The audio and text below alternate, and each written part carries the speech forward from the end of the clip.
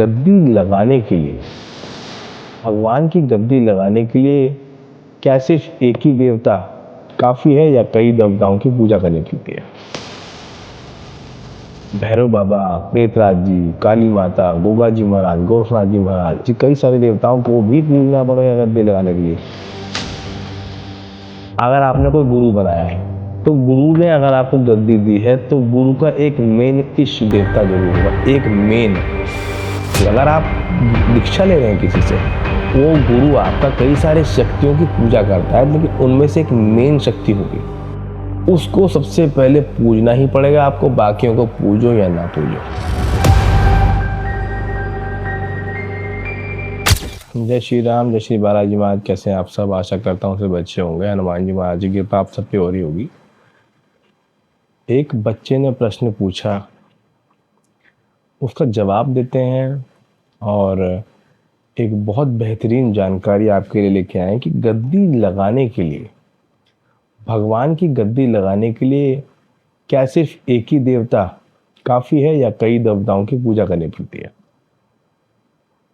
क्या सिर्फ हनुमान जी महाराज की पूजा ही करें तो गद्दी लगाई जा सकती है, या भैरव बाबा, प्रेतराज जी, काली माता, गोगा जी महाराज, गोरखनाथ जी महाराज, ईटीसी कई सारे देवताओं को भी पूजना पड़ेगा गद्दी लगाने के लिए? इसके बारे में आज आपको हम जानकारी देने वाले हैं, प्रकाश डालने वाले इस जानकारी पे। सबसे पहले एक चीज ध्यान से सुने, ये जरूरी नहीं है कि 10 देवताओं की पूजा करो,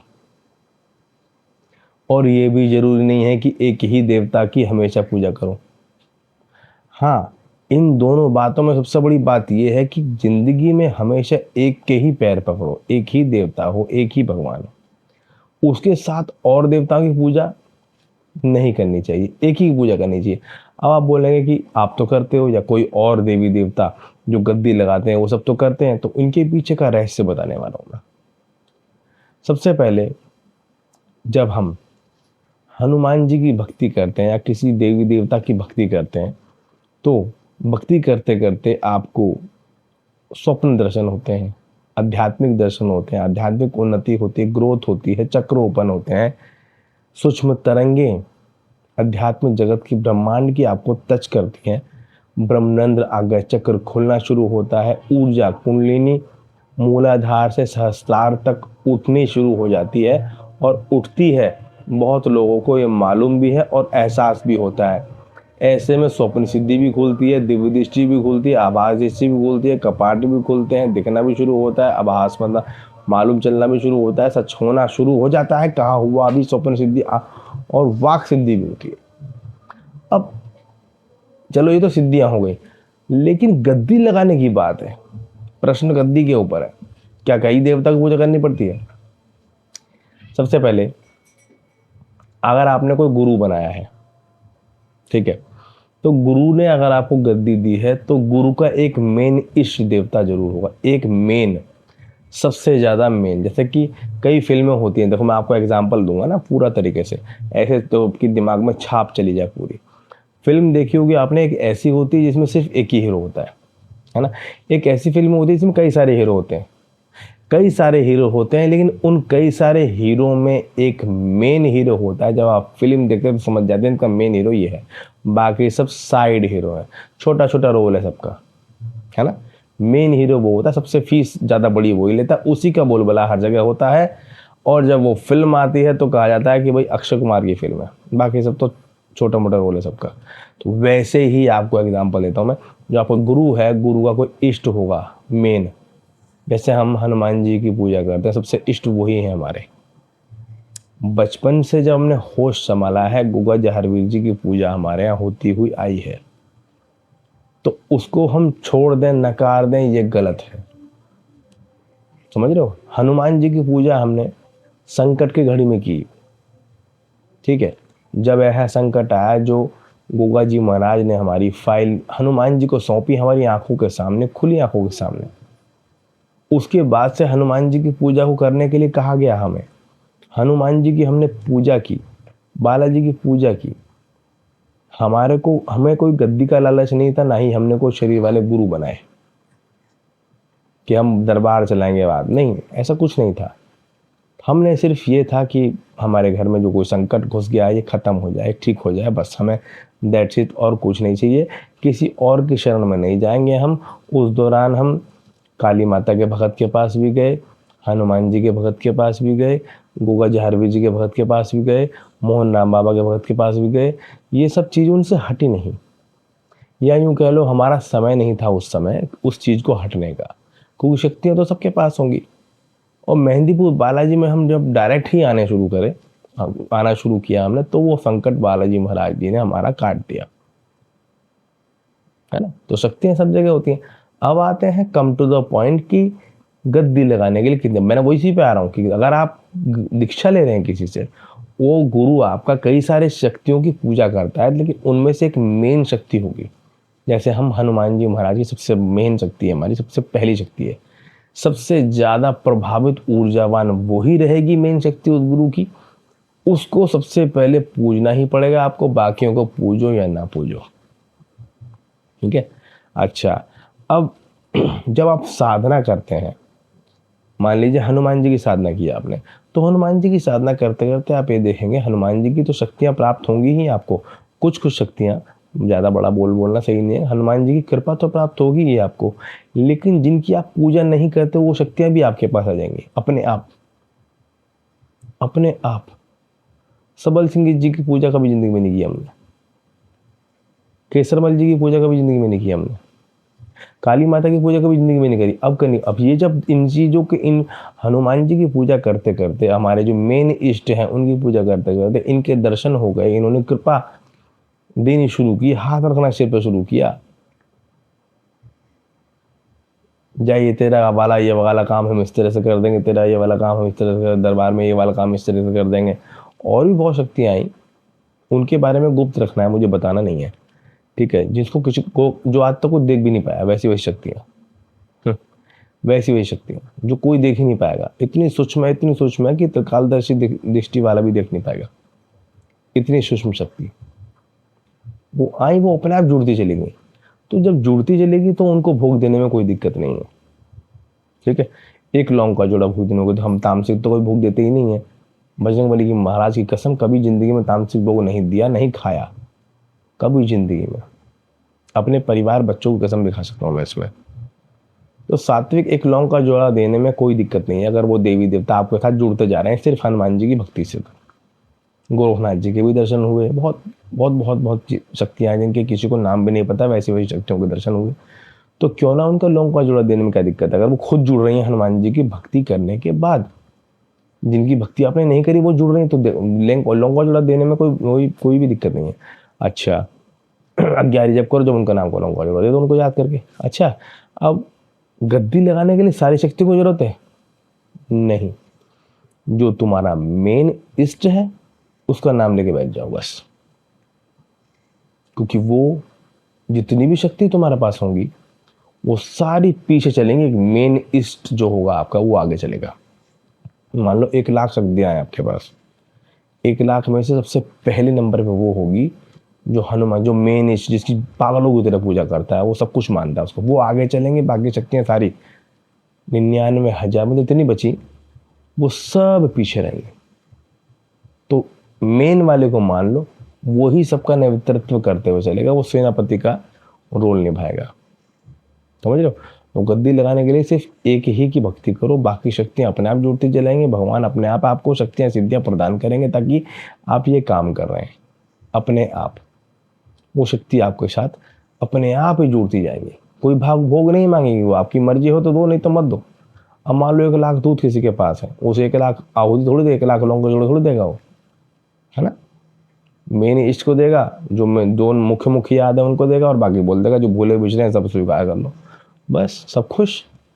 अब जो गुरु के इष्ट हैं, गुरु मान लो तुम्हारे 5 देवी देवताओं की पूजा करता है, उसमें से मेन गुरु का इष्ट हनुमान जी है। मान लो हमारे हनुमान जी हैं, उनकी पूजा आपको करनी ही करनी है, बाकियों को करें ना करें। करते हो तो अति उत्तम है, लौंग का जोड़े का भोग दे सकते हो। अगर उन शक्तियों ने, हनुमान जी के अलावा गुरु की जो शक्तियां हैं उनमें मेन इष्ट हनुमान जी के अलावा और शक्तियां आपको दर्शन देती हैं अगर, तो उनका लौंग का जोड़ा भोग देने में, उनका मंत्र जाप करने में, पाठ करने में कोई दिक्कत नहीं है। गद्दी लगा रहे हैं अगर आप तो समझ रहे हो, लेकिन मेन इष्ट एक ही रहेगा, पिता एक ही रहेगा, चाचा, ताऊ, मामा, बड़ा मामा, छोटा मामा, बड़ा भाई, छोटा भाई, बहुत सारे उसके, पिता एक ही रहेगा, पिता एक ही को बनाओ।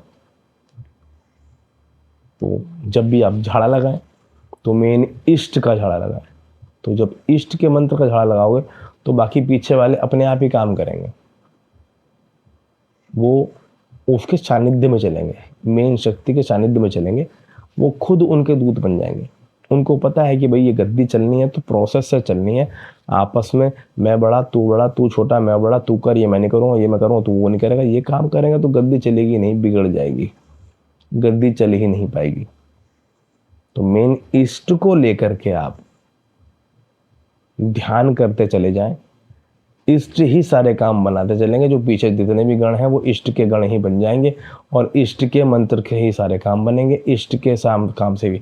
और कोई ऐसा काम है मान लो जो इष्ट का मंत्र आपसे आप कर रहे हैं, वो बार बार अड़चन आ रही है उसमें, वो हो नहीं पा रहा, तब किसी और देवी देवता जिसकी जो बैकग्राउंड में रहता है उसका नाम ले सकते हो आप, ताकि डबल बल से वो काम चले, है ना। लेकिन इष्ट के एक ही देवी देवता की पूजा से, हनुमान जी की भक्ति से गद्दी चल सकती है, क्योंकि हनुमान जी अष्टसिद्धि नौनिधि के दाता हैं। यही हनुमान जी ऐसी कृपा करते हैं, लोगों के बारे न्यारे कर देते हैं। इतने भी सिद्धि शक्ति दूत महाराज है सभी देवी देवताओं के, वो हनुमान जी के अंडर काम करते हैं 100%, क्योंकि वो हनुमान जी के लिए ही कहा गया है भगवान के द्वारा हनुमान चालीसा में भी, अष्ट सिद्धि नौनिधि के दाता, स्वर दीन जानकी माता। किसी देवी देवता के लिए नहीं कहा गया है भैया। धन दौलत देते हैं, भरपूर देते हैं, ये तो कहा होगा, लेकिन संकट हरने वाला नाम हनुमान जी के आगे जुड़ा हुआ है, ना काली माता के आगे जुड़ा हुआ, ना गोरखनाथ जी के आगे जुड़ा हुआ, ना राम जी के आगे जुड़ा हुआ, ना महादेव के आगे जुड़ा हुआ, ना पार्वती माता के आगे जुड़ा हुआ। संकटहारी हनुमान जी के आगे जुड़ा हुआ, तो हनुमान जी के साथ ही वो शक्तियाँ चलेंगी, हनुमान जी का नाम ही लिया जाएगा। अब कोई गोरखनाथ जी की भक्ति करा, गोरखनाथ जी का ध्यान करा, वो उसका इष्ट है मेन, तो गोरखनाथ जी का आपको पूजा करनी पड़ेगी। अगर आपने उससे दीक्षा ली हो तो मेन इष्ट की पूजा जरूर की जाएगी, बाकियों को करें कि ना करें। अगर आपको बाकियों के दर्शन होते हैं बार बार तो उनको लौंग का जुड़ा देके उनका नाम लेके पूज सकते हो, लेकिन कोई जबरदस्ती वाली बात नहीं है। एक ही भक्ति से ही गद्दी चल सकती है, एक इष्ट से ही सारे काम हो सकते हैं। 10 देवताओं की पूजा करके गद्दी चलाना जरूरी नहीं है, चलती वो भी है। हाँ, ऐसा भी होता है, मान लो हमने एक हनुमान जी महाराज की भक्ति की और गुरु कृपा से, हनुमान जी कृपा से गद्दी चल रही है, तो हनुमान जी के अलावा अब हम चलो इनकी करना चाहते हैं, हनुमान शिव जी करके देख लेते हैं, चलो एक बार गोरखनाथ जी करके देख लें, लेकिन हमारे पिता तो मेन हनुमान जी ही हैं। और जो शक्ति आप और साधनाएं कर रहे हो तो उनसे यही बोलो कि आपको हनुमान जी के सानिध्य से ही चलना है, हनुमान जी ही मेरे मेन इष्ट हैं, उनके अलावा कोई नहीं है, वो जैसे कहेंगे वैसे ही चलना होगा आपको, उनको आगे रख के आपको पीछे रह के चलना है। 10 साधनाएं कर लो 10 देवताओं को, उनकी शक्ति मिल जाएगी। सबसे यही विनती करते चलो, वो पीछे चलते रहेंगे। किसी से वचन मत लो कि आपको लौंग का जोड़ा खिला के, नमक खिला के वचन दे दिए, सवारी बुला के कि मैं जहाँ बुलाऊंगा वहाँ आना है, जो कहूँगा वो करना है, फलाना नहीं करना है। वचन मतलब फंस जाओगे, वचन में फंस जाओगे तो तुम्हारी आत्मा को बाद में मरने के बाद वो बांध के रखेंगे, क्योंकि आपने वचन ले लिए। वचन मतलब तुम्हारी भक्ति में, तुम्हारे भाव में, तुम्हारे दिमाग में, तुम्हारे बोल में, तुम्हारे मंत्र के उच्चारण में इतनी ताकत और इतना प्यार और इतना भाव होना चाहिए कि वो तुम्हारे ही साथ रहें ऑटोमेटिकली। शक्तियाँ जो असली शक्तियाँ होती हैं ना, वो साथ ही रहती हैं। भूत प्रेत इधर उधर बदलते हैं जगह, आप बदल सकते हो जगह, आप गुरु बदल सकते हो, लेकिन शक्तियाँ कभी भी अपने जिसने उसको साधा है उसको कभी भी नहीं बदलते हैं, वो उसके साथ ही रहते हैं, उसकी हमेशा रक्षा ही करते हैं। अलग से बोलने की जरूरत नहीं होती है कि आपको मेरे साथ रहना, मेरी रक्षा करने, शमशान में बुलाऊंगा, शमशान में आना, ऐसा कुछ भी नहीं होता। एक ही की साधना करें, उसी से आगे बढ़ते जाएंगे। इसलिए मैंने हमेशा गुरु मंत्र एक ही बताया। हाँ, वजह हरवीर जी, काली माता, इनकी साधना कर करके देखने, कर करके देख लो, लेकिन इनके मंत्रों को फिर बाद में एक ही मंत्र में कन्वर्ट कर दो। उसकी मैंने साधना भी बताई है चैनल पे, बताइए ना, जो जुड़े हुए उनको पता है ना। तो वो बता रखिए, अगर आपके घर में कोई और देवी देवता पूजता तो उसकी भी साथ में आपको नाम लेना पड़ेगा। भूलें किसी को नहीं, क्योंकि आप जब उसे भूल जाओगे तो कल को हनुमान जी को भूल जाओगे, हनुमान जी को भूल जाओगे कल को अपने गुरु को भूल जाओगे, गुरु को भूल जाओगे तो अपने गुरु को, महागुरु को भूल जाओगे, भगवान नींद टोली हनुमान जी महाराज को भूल जाओगे। इसका मतलब, तो उस बच्चे का प्रश्न का आंसर मैंने ये दिया कि एक ही इष्ट से गद्दी चल सकती है। 10 भगवानों की पूजा करके गद्दी चलाना जरूरी है नहीं। एक से करो, बाकी सब एक साध है, सब सद है। समझ रहे हो? सिर्फ एक को साधना करो, एक की, बाकी सब अपने आप तुम्हारे साथ लाइन में खड़े हो जाएंगे ऑटोमेटिकली। जांची पर की बात है, जो बोल दोगे उस वो देवता तुम्हारे काम करते, चाहे तुम लोग उसकी पूजा करिए ना करिए। ये होते हैं भगवान, ये होते हैं देवता, उनकी बात मानते हैं। समझ रहे? तो कभी भी आपको अलग अलग भगवान के लिए अलग साधना करने की जरूरत नहीं, एक ही करो।